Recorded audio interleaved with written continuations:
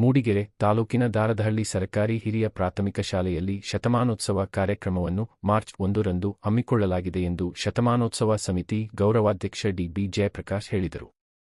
ಅವರು ಗುರುವಾರ ಸುದ್ದಿಗೋಷ್ಠಿಯಲ್ಲಿ ಮಾತನಾಡಿ, ಮೈಸೂರು ಸಂಸ್ಥಾನದ ನಾಲ್ವಡಿ ಕೃಷ್ಣರಾಜ ಒಡೆಯರ್ ಅವರು ಗ್ರಾಮೀಣ ಭಾಗದ ಮಕ್ಕಳ ಶಿಕ್ಷಣಕ್ಕೆ ಅನುಕೂಲವಾಗಲೆಂದು 1919ರಲ್ಲಿ ದಾರದಹಳ್ಳಿ ಗ್ರಾಮದಲ್ಲಿ ಕಿರಿಯ ಪ್ರಾಥಮಿಕ ಶಾಲೆ ಪ್ರಾರಂಭಿಸಿದರು. ಸ್ವತಂತ್ರ ಪೂರ್ವದಲ್ಲಿ ಪ್ರಾರಂಭಗೊಂಡಿದ್ದ ಶಾಲೆಗಳಲ್ಲಿ ನಮ್ಮ ಗ್ರಾಮದ ಶಾಲೆ ಕೂಡ ಒಂದಾಗಿರುವುದು ಹೆಗ್ಗಳಿಕೆಯಾಗಿದೆ. ನಂತರ 1955ರಲ್ಲಿ ಹಿರಿಯ ಪ್ರಾಥಮಿಕ ಶಾಲೆಯಾಗಿ ಮೇಲ್ದರ್ಜೆಗೇರಿದ್ದು, ಈ ಶಾಲೆಯಲ್ಲಿ ಸಾವಿರಾರು ವಿದ್ಯಾರ್ಥಿಗಳು ಶಿಕ್ಷಣ ಪಡೆದು ಉನ್ನತ ಹುದ್ದೆಗಳನ್ನು ಅಲಂಕರಿಸಿದ್ದಾರೆ. ಇದೀಗ ಈ ಶಾಲೆಗೆ 106 ವರ್ಷ ತುಂಬಿದ್ದು, ಹಳೆ ವಿದ್ಯಾರ್ಥಿಗಳು, ಗ್ರಾಮಸ್ಥರು, ಶಿಕ್ಷಕ ವೃಂದದವರು ಸೇರಿ ಶತಮಾನೋತ್ಸವವನ್ನು ಅದ್ದೂರಿಯಾಗಿ ಆಚರಿಸಲು ಸಿದ್ಧತೆ ನಡೆದಿದೆ ಎಂದು ಹೇಳಿದರು.